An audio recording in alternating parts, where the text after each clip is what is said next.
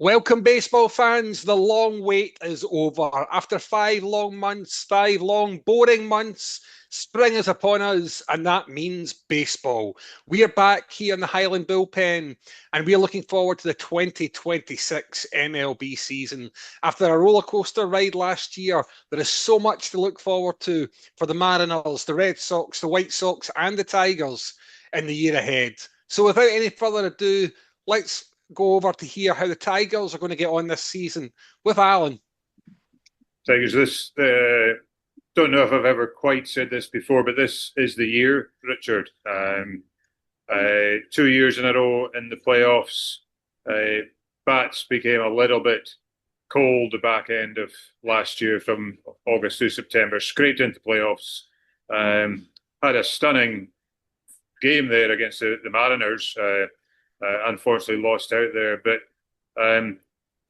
Scooble, 2 Cy Youngs in a row. He's got his new, $30 million contract, 32 million, I think. There's only 13 million in the Tigers were offering them. Valdez in as an additional pitcher as well. I think he's won a Cy Young before, and of course the arrival, or the return, I should say, of the 43-year-old Justin Verlander. So there's a triple Cy Young bet there from the Tigers. A fantastic rotation. You would be expecting and hoping to see these guys pick up a lot of wins. There's not been a lot of activity, perhaps, in the batting front. The guys did well first half of last season. They were scoring well. They were hitting well. Tailed off a bit. They're a young team. They're one of the youngest teams in baseball. Another 12 months, another bit more experience. They have to go for it this year. I hate to say it with my White Sox friend Dave Jr. sat beside me, but I can't see the Tigers not winning the AL Central. Takes us into the playoffs. It just depends where it all goes from there. But no, I'm pretty confident. I'm excited, and I really think something's going to be happening this year as well, so that's going to be great. So, yeah, we were actually in a new place in Glasgow with Dave Jr. time, Bolorama in Glasford Street. Batting cages here. The good news as well as the batting cages, we've now had our burgers delivered as well. So, and fries as well. Gosh, I'll not say chips. Some of our listeners might not understand what we're meaning there. So our fries have arrived. We're ready to go. The Tigers are ready to go. I'm excited and ready. Excellent. Well, at the risk of letting a delicious dinner go cold, we'll quickly bring in Dave Jr. there after Alan the Tigers, throwing down the gauntlet to the White Sox. Good evening, gentlemen. It's so good to be back. Really absolutely stoked to have the baseball back. Although I think we're all having issues with trying to watch MLB this season. I think our American cousins are even worse than us. It's across multiple platforms: Netflix, MLB TV, ESPN is the main one. So however you're watching baseball this season, I hope you find a way, because it feels this year to be more inaccessible than any other year that I've been a fan. That's for sure. Not back to Channel 5 days when Mr. Dave would be watching these things. The White Sox, I mean, I'll try and kind of cover off the Central Division quickly if nobody minds. I've already mentioned the Central Division, I think. So I agree with Alan. The division is there for the Tigers to win. I think the Guardians a few injuries, a few high-profile injuries over the last few days. In fact, and the Twins are ever dwindling. The Royals are going to be there. They're going to be a bit of a problem. But again, to come back to your question, Richard, the White Sox, as much as we've been the worst team in baseball for the last couple of years, things have been an upward trajectory. We really have improved. I think our record actually tied with the Tigers in the second half of last season. So after the All-Star break, given that the Tigers, and again, Alan's keen to talk about how dominant they've been, still not won a Central Division in about over a decade. Boo. That would be a nice feather in their cap. But for the White Sox, I really believe that there's something there. The last few years, I've definitely felt could make it through to the playoffs. I think this year it's an achievable goal, just given how poor the rest of the American League Central could be. Again, it's a big could be. And let's see how the Tigers roll out over the next few months. But I don't think second place is unachievable for any of the teams within the American League Central. We've made a lot of big signings. We've really fleshed out the team. We've been lacking for hitting over the last 24 months, and that's really improved. And we've also kind of beefed up the bullpen. So let's see exactly how things go over the coming season. But it's really exciting for the White Sox fans. There's a lot of good news on the south side. So let's see how it goes. How about things over in Seattle, Richard? I mean, everything's on the crest of a wave in terms of sport in Seattle. So how about the Mariners? Absolutely. Yeah, no, it is. Seattle has found itself, as it hasn't been too often in the past, a real centre of sporting excellence in America at the moment with the Seahawks' historic success as well. And I'll be honest with you, like it's, I approach this season with a lot of confidence, hopefully not misplaced confidence, but I think like yourself, Dave Jr., in terms of your team really picking up the pace towards the second half of last season, that was very much the story for the Mariners. They put together a terrific run, were just that, 3-1 up going into the seventh innings of that final game of the championship series there, when George Springer swinging the bat turned that round, but we were awful close. And I do think it was strengthened again. I think it's been Brendan Donovan was a really smart trade as well. We've got the pitching staff, if they can continue, maybe dipped a little bit partly through injuries last season, but if that pitching staff reaches its potential, Brian Wu delivers an incredible promise of last year. And I think for the pitching, if Brian Wu can get 200 innings this year, which he's never managed in his short career to date, but he's setting as a target for himself, I think that will translate into some victories that would otherwise have been defeats as well. So great pitching. I think Donovan's a really smart acquisition. There is a lot to be confident, I think, about as well. So injuries notwithstanding, the Mariners are quite strong favourites for what is historically a strong division, the AL West as well. So there's clearly, though a lot of baseball aficionados reckon if they can build on last year. So yeah, we'll see. I think Julio Rodriguez, we need him to have his big season in the way Cal Raleigh did last season, a real superstar season. Julio was great last year, but I think he could go one little step further this year, and if he does, not many teams will be better than the Mariners, I think. But Dave Jr., what's your thoughts? No, I was just going to say, I'd imagine with such a strong team, Richard, you'd roll over any team in spring training just now. Just what happened 2 nights ago when you played the White? Yeah. No, absolutely. And I think that kind of momentum, it's important to bring that momentum, the wider momentum through into the season there. Baseball being baseball, you always lose some, but there is definitely a feel-good factor, the odd defeat notwithstanding, that I think the Mariners can bring into the new season as well. And a little bit of history for those that like such things.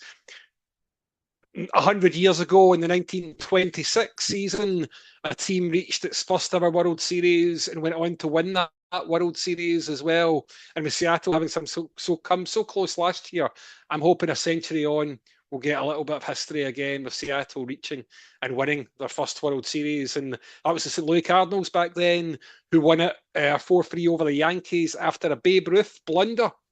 Still the only time a World Series has ended on somebody being caught stealing. So the Babe, they are the misjudged steal. So interesting one to look back on for those that like the wee historical quirks. But meant to ask though, obviously Seattle's had a lot of terrific Japanese players over the years as well, and Murakami in Chicago as well. There seems to be an awful lot of good thoughts, real hopes that he could be a real acquisition for you this season as well. So I giving you the chance to just digest your prize there, Dave Jr. I'm keen to find out what you reckon to acquiring the former Japanese MVP who hit 56 home runs back east last year. Yeah, I mean, Murakami, there were potentially a lot of suitors in from Richard over the last couple of years before he decided to make his move over stateside. I think the word is that the interest in him had sort of dwindled as the closer it got to this season. Now, whether or not that's got a bit to do with the incoming 2027 season potentially not happening in baseball, and people just willing to shell out on players over that 2-year, 3-year contract. Again, that's a discussion for another day with you boys. But Murakami, the Dodgers were in for him for quite some time, and he almost landed in the White Sox lap, I think. So they've spent a lot of money for the White Sox on this guy. He's got fantastic numbers over in Japan. He started spring training pretty well. But again, how does that translate day in, day out on an MLB schedule? So I think a lot of the guys on the south side in Chicago are excited just to see how it pans out. We've not spent that type of money. The last time we spent that type of money was Dave's familiar with Andrew Benintendi, a real Boston legend, helping bring the World Series back to Boston. But Murakami, he's a little bit of an unknown quantity, real power. He's going to be taking part in the World Baseball Classic, which is upcoming for Japan. But yeah, it's a good spot, Richard. We're excited to see how it goes. He's a lot of power in those hands. Playing at first base for the White Sox, and we'll see exactly how it pans out. Absolutely. Again, one of the really interesting subplots, I think, from the early part of the season. And we'll head now further east from Chicago over to Massachusetts, Boston, into Fenway Park, one of the citadels of baseball. How are the Red Sox going to get on this year, Dave? Well, that's the what they call it, $64,000 question. Let's start with the positives. Okay, there was a fair bit of activity in the close season, the postseason, but it wasn't in the direction that we thought and wanted. We thought they were going to go for some power hitters, but they've really ended up. The big positive is probably going to be the pitching, and especially the starting rotation. As Dave knows, we've got Garrett Crochet, who, along with Scoobs, is probably the top 2 pitchers in the American League. So we kind of thought that we're going to go out into the market and get a number 2 guy for him. They've ended up actually bringing in 2 or 3 top quality pitchers into the rotation. None of whom I'm really overly familiar with, but reading up on them, the suggestion is that Boston could have one of the best starting rotations in baseball. So they've got this guy Ranger, good name for a couple of the bullpen games. I think that's how we pronounce it. Ranger Suarez, who they've got on a 5-year deal from the Phillies, 130 million. Another guy from the Cardinals, Sonny Gray. These are going to be number 2 and number 3 in the rotation after Garrett Crochet, the ace. Then you've got Brian Bayo, who is a sort of homegrown player, and he's going to be number 4. And then another new guy, Oviedo. I'm not overly familiar with either Pirates. So that's your starting rotation. They've got a great bullpen, and they've still got Aroldis Chapman, the closer. Another positive is the outfield. They've got two Gold Glovers in there, William Abreu, Cedam Rafaela. They're both pretty good with the bat as well. And we've got, and I'm going to get this in early, we've got the new Ted Williams, Roman Anthony, who's had an amazing rookie year last year and missed out on the last month of the season with injury. But he's coming back. And then they've obviously got a fourth outfielder, so in Jaron Duran, they've got to find somewhere to put them. I think that going back to the 1920s, even before then, I have a funny feeling that there used to be four outfielders in baseball, and just the three baseman, four outfielders, the catcher, and you'll probably notice this the shortstop in the numbering. I think he was the fourth outfielder that was moved in a bit over the course of the history of the game.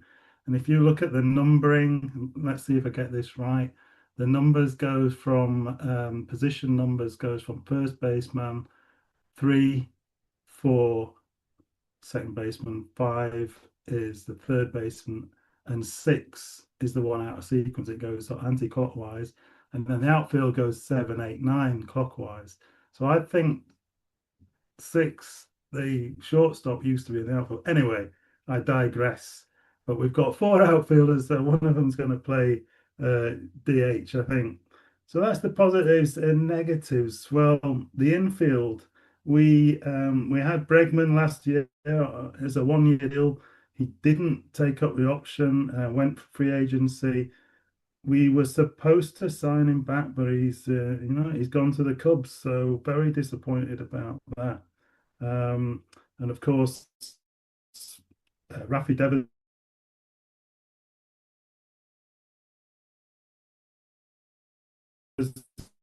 is no longer there. He's in from trades.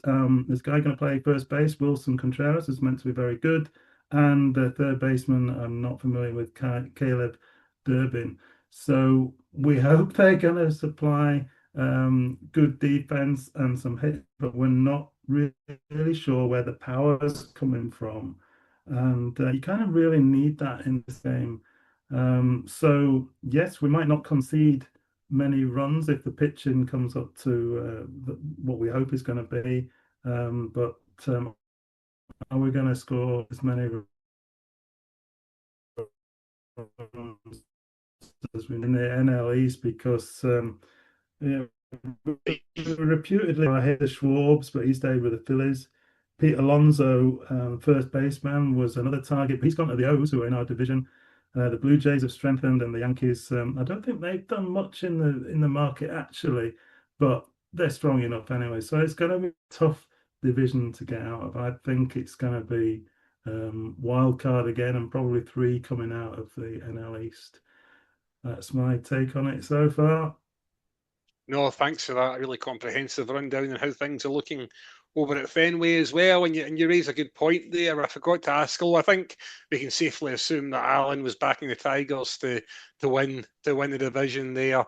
I'm likewise backing the Mariners to win the division there as well. And I think Dave Jr.'s view is that the White Sox would be continuing their upward trajectory, but it's probably a season too soon to be thinking of postseasons for them as well. And looking at that NL East, I do wonder if it's, you mentioned there that the Yankees have been relatively quiet, and you're right, of course, they are still strong.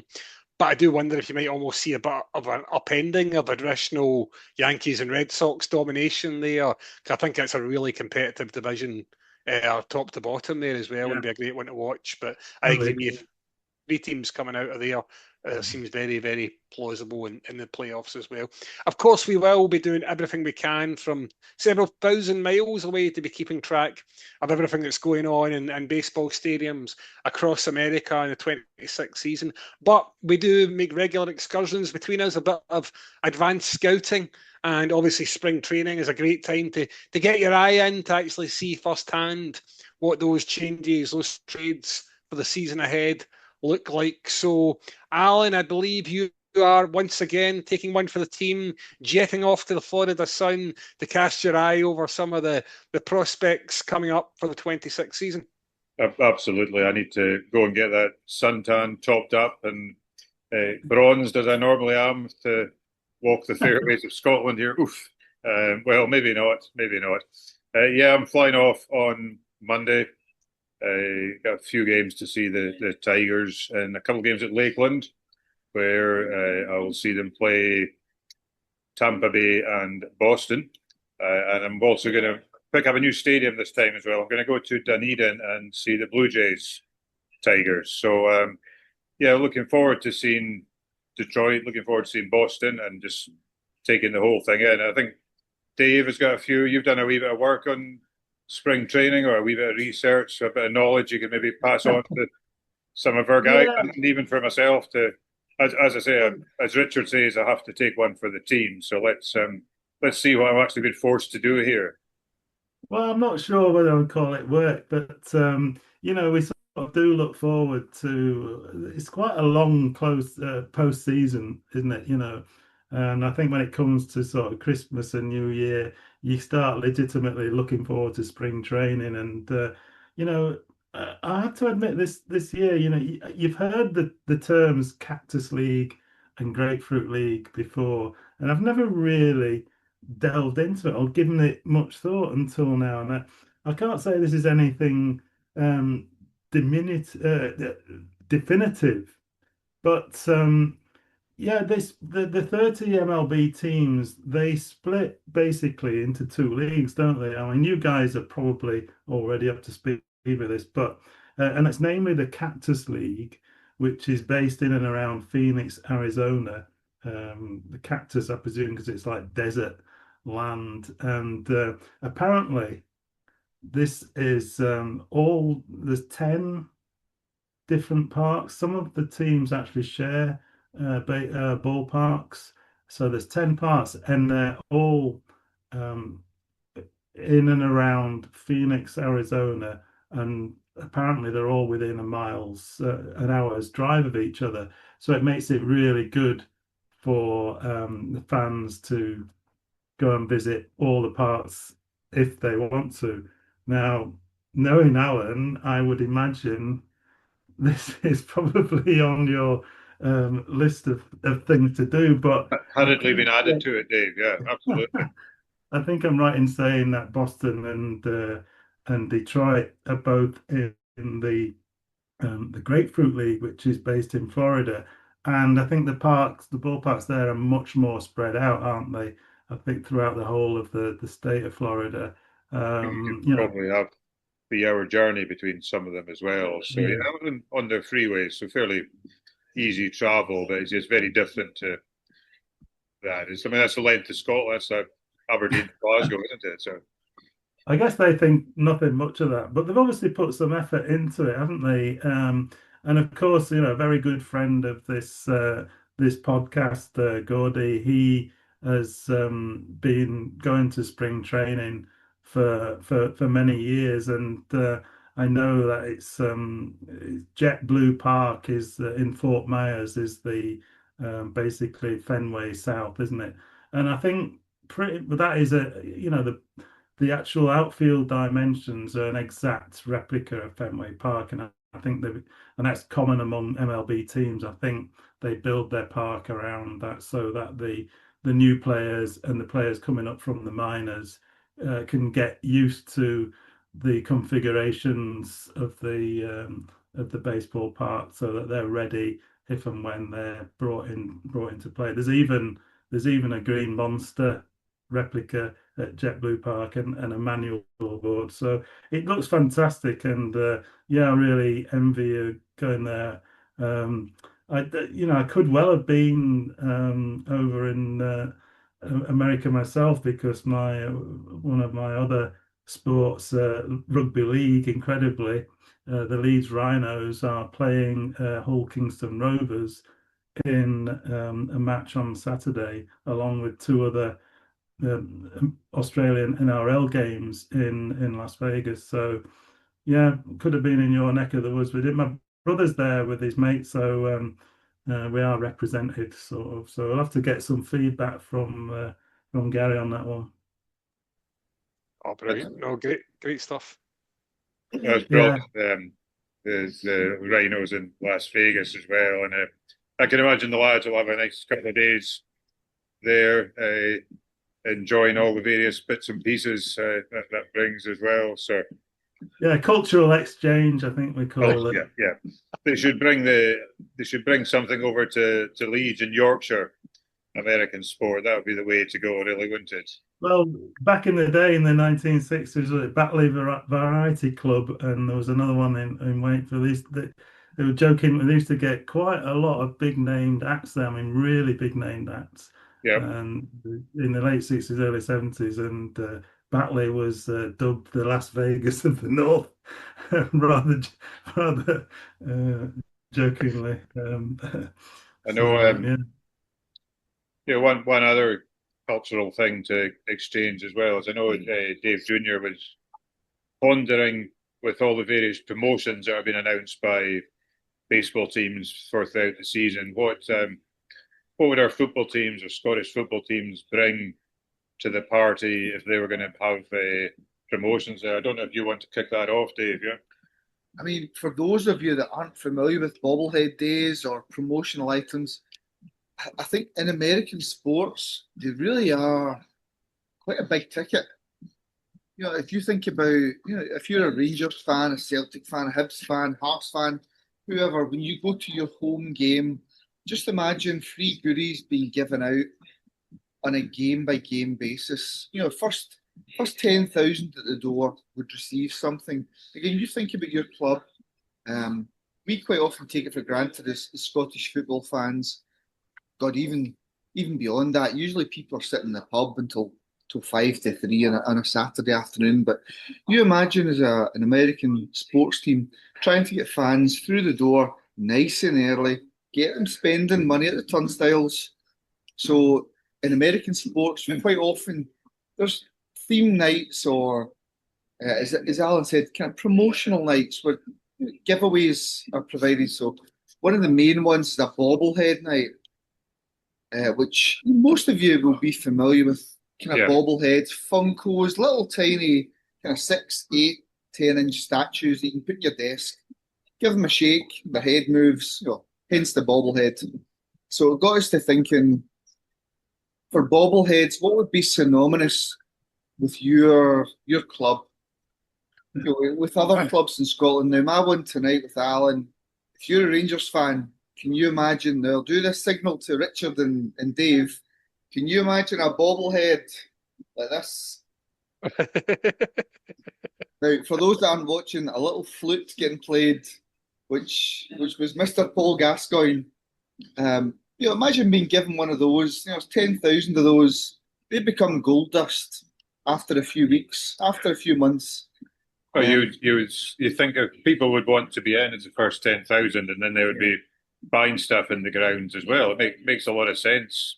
Really, doesn't it? I'm trying to think like a Ross County bobblehead. Are we a leap? I could tell you one that involved a farmyard animal for Ross County. Oh, skip that. I was going to say a leaping stag, but it probably doesn't quite have the same banter or appeal as that. I was thinking the sheep more would be our East Coast friends in Aberdeen. What about they would all 20,000 of them would be in 4 hours before the game if they were getting a bobblehead sheep, would they not? What about Dave? Could you have, I'm thinking 2 for Hibs. Could you have a Begbie holding a pint glass for Hibs? Or could you have a wee duel with the two Proclaimers boys? That's exactly what I was thinking, actually, Dave. The Proclaimers would look great. Yeah, two bobblehead, doublehead. I don't think a bobblehead Pope might be slightly blasphemous. There are ones of there's a Queen bobblehead. Mr. Bean had a Queen bobblehead, did he not, in his car? Yeah. So the Pope. Have you seen a Pope bobblehead before? You could get it so that it would bobble like he was, doing a service or something like that. With a White Sox top on as well. Ah! I'm not too familiar with the Oh, well, well, we got a special guest coming in here as well. I'm not good timing, Andy. We're talking to the Pope.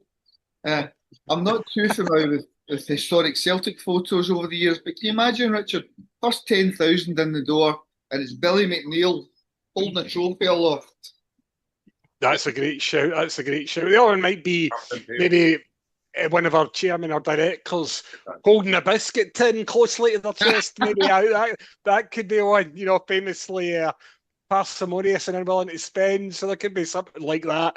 That might work well as well. But no, some great suggestions. I particularly like the Hibs one with the twins because I've had the exact same thought with the glasses and all that. That would look the business, wouldn't it? The Reed brothers. But it's a great idea, and hopefully get some folk thinking. But that's a great shout.